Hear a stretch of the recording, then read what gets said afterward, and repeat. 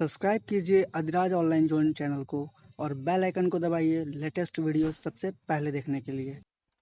Hello guys. जैसा कि आप जानते हैं कि जैक दिल्ली 2020 का काउंसलिंग स्टार्ट कल से होगा, 21 सितंबर 2020 से। और जैक ने अपने नोटिफिकेशन में क्या रिलीजिंग किया है, क्या रूल्स हैं इनके, और कितनी सीट एलिजिबिलिटी है, और क्या क्वालिफिकेशन एलिजिबिलिटी है, और इसकी काउंसलिंग कैसे होगी, और इसकी काउंसलिंग के लिए क्या क्या चीज़ें लगेंगी, कौन कौन से डॉक्यूमेंट लगेंगे, तो यहाँ पर आपको सारी चीज़ें बताई जाएंगी। बस वीडियोस को आप अंत तक देखिए। अगर आप मेरे चैनल पर नए हैं तो सब्सक्राइब करना और बेल आइकन को प्रेस करना बिल्कुल ही मत भूलिए।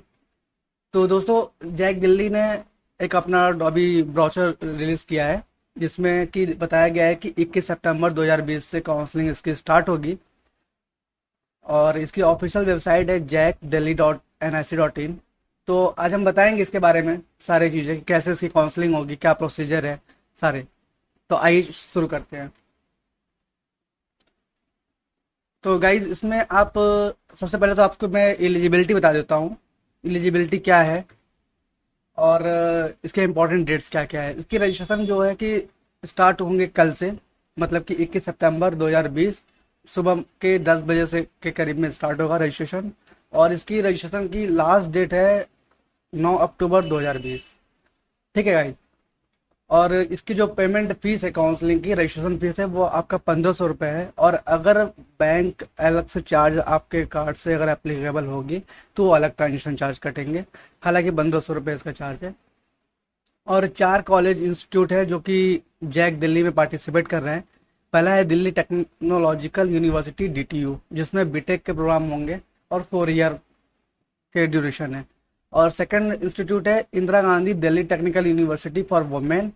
लेकिन इसमें प्रॉब्लम यह है कि केवल girls, only for females candidate admission होंगे, एक भी बॉयज कुछ नहीं होंगे, ओनली फीमेल कैंडिडेट्स। ओके। और तीसरा ऑप्शन है Indraprastha institute of information technology Delhi, IIIT Delhi. तो इसमें भी बीटेक के ही ओनली कोर्स होंगे। और चौथा है Netaji Subhash university of technology, जिसमें केवल बीटेक के ही एडमिशन होंगे।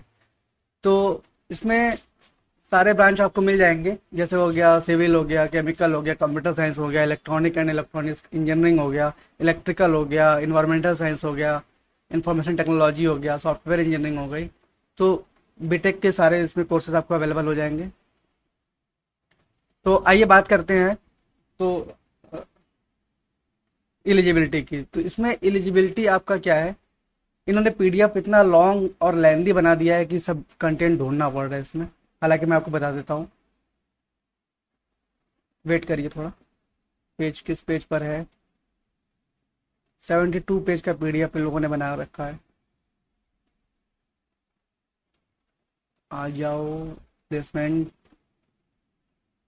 और इसमें रिजर्वेशन की बात करें दोस्तों, तो रिजर्वेशन में 85% दिल्ली रीजन के स्टूडेंट को दिया गया है। और 15% जो है वो आउट ऑफ दिल्ली के हैं स्टूडेंट है।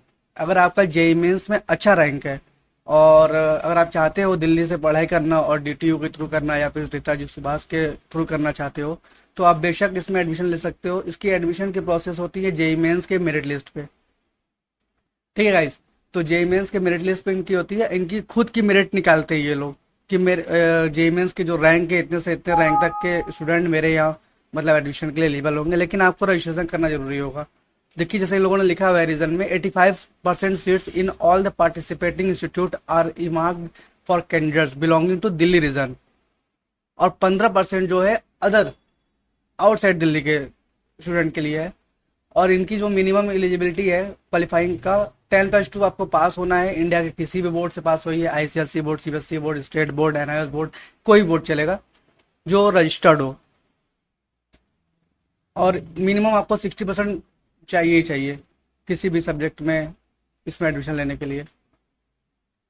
और रिजर्वेशन कैटेगरी आपको पता ही है कि SC के लिए 50% तो रहता ही है, और ST के लिए 7.5% रहता है, और 7.5% आउटसाइड दिल्ली वालों के लिए रहेगा, और 27% OBC वालों के लिए रहेगा, और 10% जनरल में जो इकोनॉमिकली वीकर सेक्शन के चल रहे हैं, जो इस सेशन से स्टार्ट हुआ है, तो उनका रहेगा। और इसमें कुछ सीटें PWD की भी रहेंगी।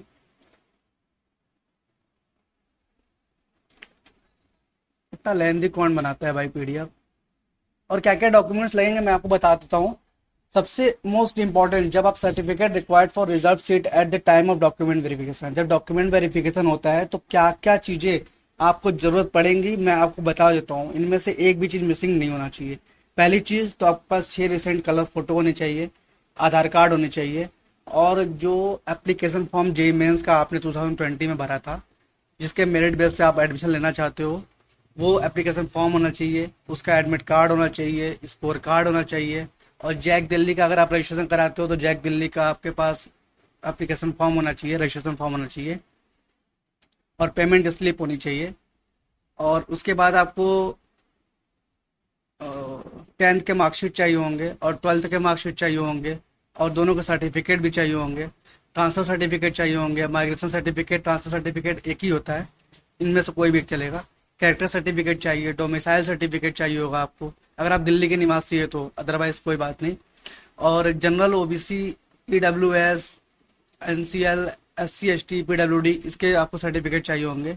इनकम सर्टिफिकेट चाहिए होगा, और गैपिंग सर्टिफिकेट भी चाहिए होगा। अगर आपने 12th के बाद कोई गैपिंग किया है तो गैपिंग सर्टिफिकेट लगेगा, और आपको मेडिकल फिटनेस की सर्टिफिकेट चाहिए होगा। गाइज ये तो सर्टिफिकेट हो गए, इतने पेज आपको चाहिए डॉक्यूमेंट्स। तो प्रोसीजर फॉर ऑनलाइन रजिस्ट्रेशन, इसके ऑनलाइन रजिस्ट्रेशन कैसे होंगे? इसके ऑनलाइन रजिस्ट्रेशन का विंडो कल 21 सितंबर 2020 सुबह 10 बजे ओपन होगा, और इनके काउंसलिंग की फीस 1500 रुपये रखी गई है। हालांकि लोगों ने अभी पूरी काउंसलिंग के शेड्यूल तो इन लोगों ने अभी रिलीज नहीं किया है, वो भी आ जाएगा। और इसकी काउंसलिंग 4 राउंड की होगी, और 4 राउंड के बाद अगर कोई सीट वैकेंट बचती है तो उसके लिए ये लोग स्पॉट राउंड काउंसिल लेंगे। तो सबसे पहले तो आप जेई मेंस का एप्लीकेशन नंबर और एडमिट कार्ड तुमने पास रखे, डेट ऑफ बर्थ उसी से भराएगा। रजिस्ट्रेशन होगा इनका। इनके रजिस्ट्रेशन में प्रोसेस ये है कि आपको एक वैलिड ईमेल आईडी और एक वैलिड मोबाइल नंबर वो आपको रजिस्टर करना पड़ेगा, और दोनों पे ओटीपी आएगा और उससे वेरीफाई कराना पड़ेगा। फिर आपको एक चाहिए होगा अकाउंट। अकाउंट मतलब ये कि अगर आप एडमिशन लेते हो और इन केस आपको छोड़ना है एडमिशन, अगर आपको जैक दिल्ली अगर आपको वो फीस रिफंड फंड करती है तो वो आपके बैंक अकाउंट में आएगा। बैंक अकाउंट स्टूडेंट का होगा तो भी चलेगा, और अगर उसके मम्मी या पापा का भी होगा तो भी चलेगा, या ऐसे किसी बंदे का चलेगा जिस पे आप भरोसा करते हो। ठीक है गाइज, और सारे डिटेल्स जेई मेन के थ्रू रहेंगे क्योंकि एडमिशन जेई मेन के थ्रू है।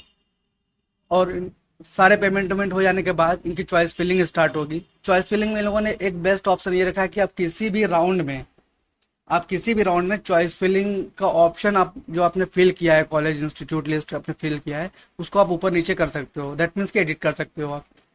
फिर आपको इनका रिजल्ट आएगा, फिर सीट अलॉटमेंट आपको करना पड़ेगा। जो आपको सीट मिलेगा अगर वो उससे आप सेटिस्फाई हो तो आप पेमेंट करिए। 1,03,000 का पेमेंट आएगा, वो आपको पेमेंट करके सीट बुक करना पड़ेगा, आपको फ्रीज करना पड़ेगा। और अगर आप फ्रीज नहीं करते हो तो आप नेक्स्ट राउंड में जाना चाहते हो तो आपको अपग्रेडेशन का ऑप्शन लगाना पड़ेगा।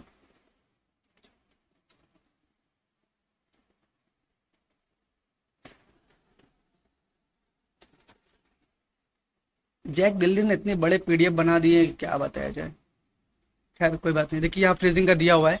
इन case a candidate desire to continue in branch allotted to him her at the time of admission of during subscription, इसका मतलब ये है कि अगर मिल गया है, आपको जो ब्रांच आपको मिला हुआ है अगर वो आपको पसंद है, हालांकि आपको प्रेफरेंस कैसे भरने हैं, आपको प्रेफरेंस अपने हिसाब से भरने हैं कि आपको कौन से ब्रांच करने हैं और कौन से ब्रांच नहीं करने हैं। अगर नहीं करने हैं, अगर आपको इच्छा ही नहीं है करने की, तो आप उसको कदापि न डालें।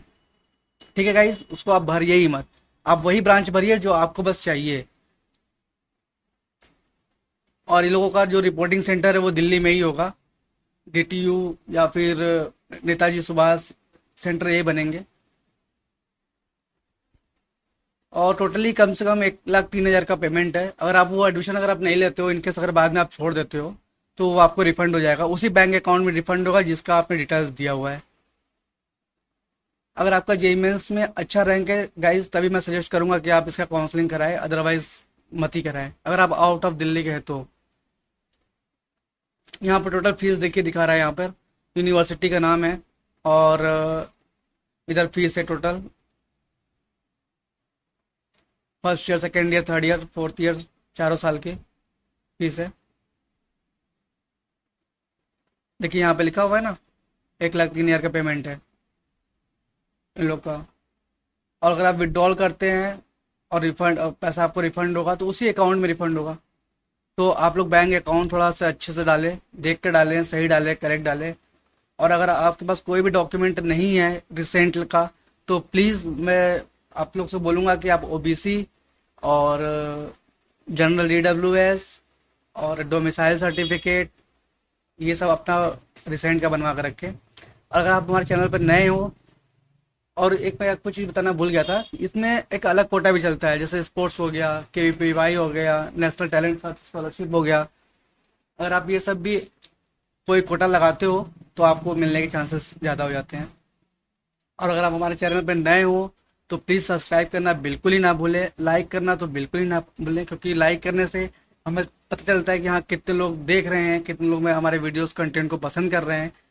तो प्लीज़ मैं रिक्वेस्ट करूँगा कि आप लोग वीडियोस को लाइक करें, कमेंट करें, शेयर करें। Thank you.